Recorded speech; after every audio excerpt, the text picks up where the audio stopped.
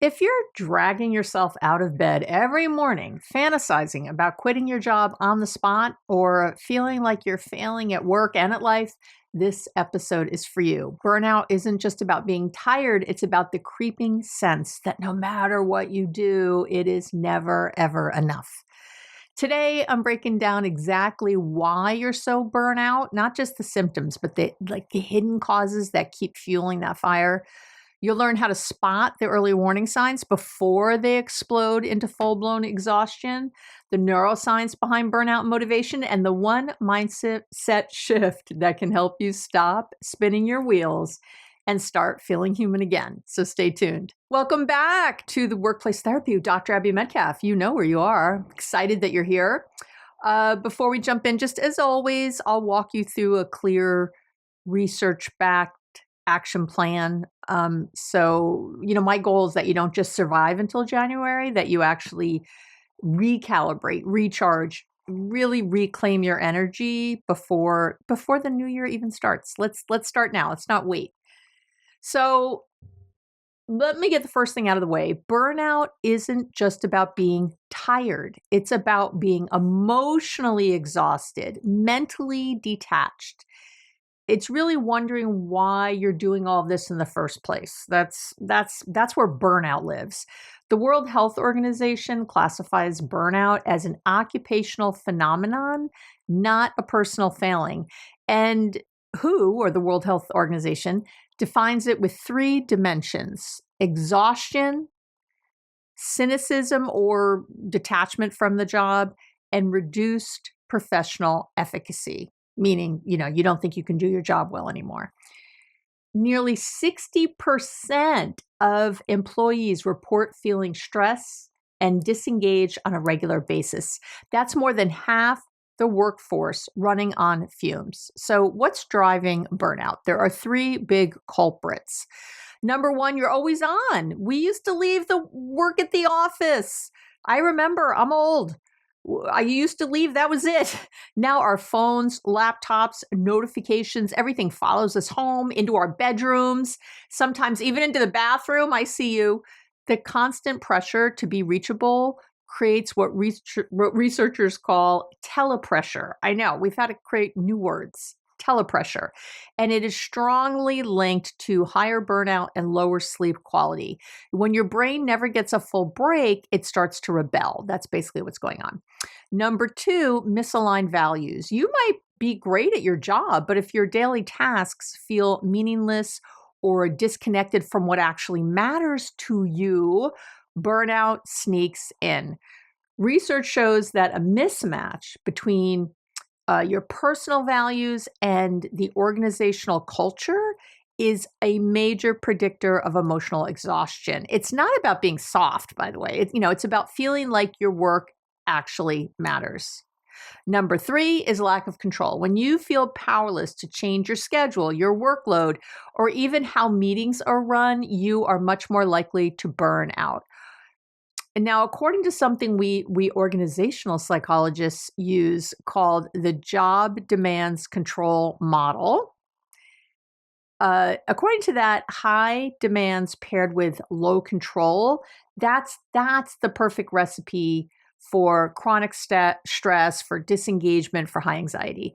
And if you're someone who tends to say yes to everything, your own boundaries are, as you know, probably part of the problem. And I talk a lot about boundaries. So, okay, let's talk about what to do.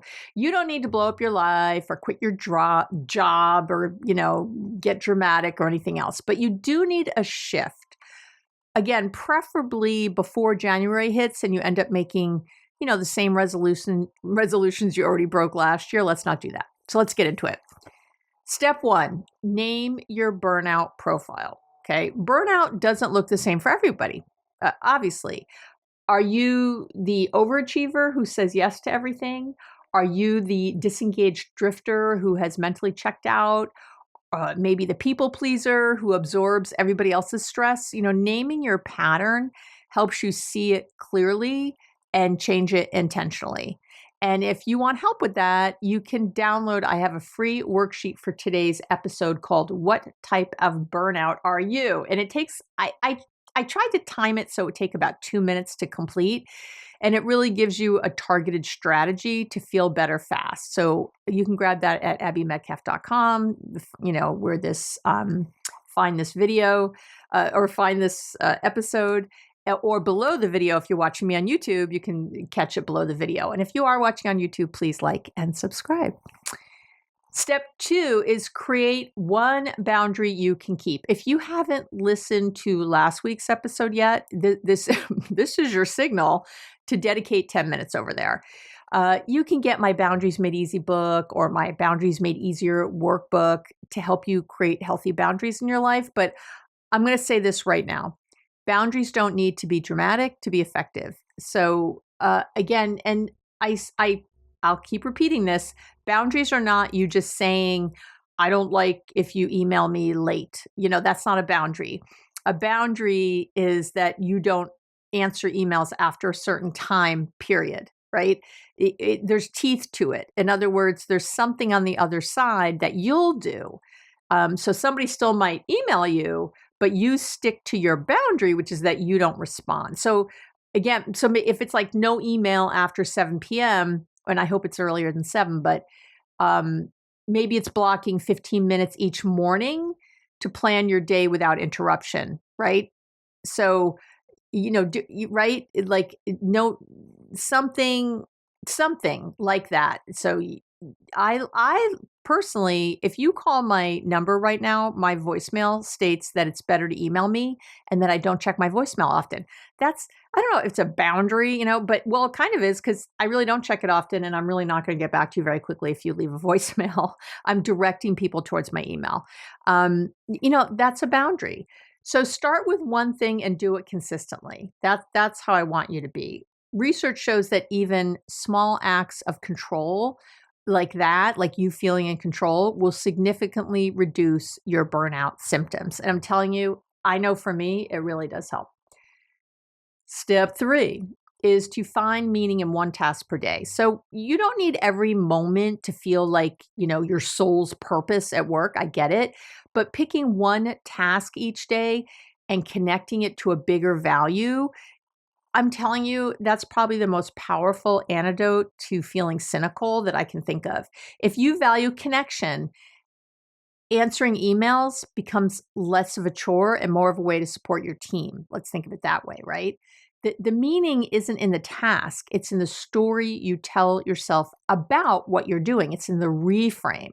So if you're reframing, if you're thinking first, oh, everyone's emailing me, it's so annoying. But if you really value connection, you think, oh, let me write these emails in a way, let me bring that energy and that intention to how I respond.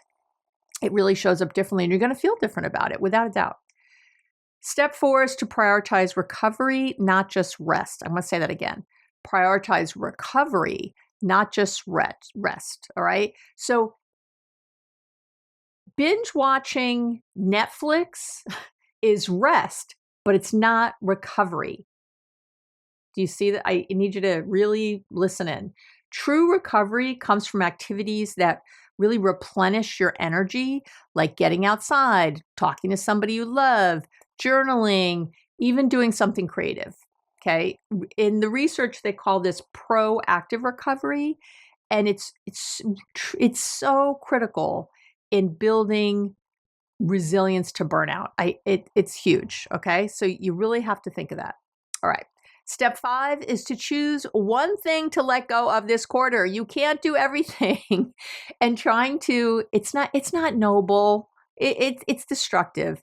So look at your calendar, your inbox, your lists of shoulds, and ask yourself, what would actually happen if I stopped doing X, stop doing this particular thing? I always say that letting go is a skill, and it's one of the most important ones you will ever learn. Okay, so some closing thoughts I'm going to have is that burnout isn't solved by working harder. It's solved by working smarter. It's solved by caring deeper about, in the right ways and connecting to what matters most to you. So before the next quarter rolls around, the new year, give yourself the gift of change, right? Not someday, but right now. And again, to put today's lesson into action, be sure to grab the Burnout Profile worksheet that I mentioned at abbymedcalf.com or below the video. And if you're looking for more support, I would say definitely follow me on Substack. There's a community chat there. I'm in there pretty much every day. There's live Q&As with me. We can ask questions, and you're allowed to ask work questions. And people put work things in the chat often. And I will tell you that because the people in my Substack, my One Love Collective community there, because they follow what I preach, so to speak, I have to tell you the advice or the tips or the support that's in there is so healthy. It's been blowing me away. Because I didn't know. I wasn't sure how it was all going to turn out, and it's been amazing. So, all right, here's to a week of saying no without guilt. Doing less without shame, and remembering you're not a machine. You're a fabulous human. So let's get back to that. All right. Have an amazing week, and I'll talk to you real soon.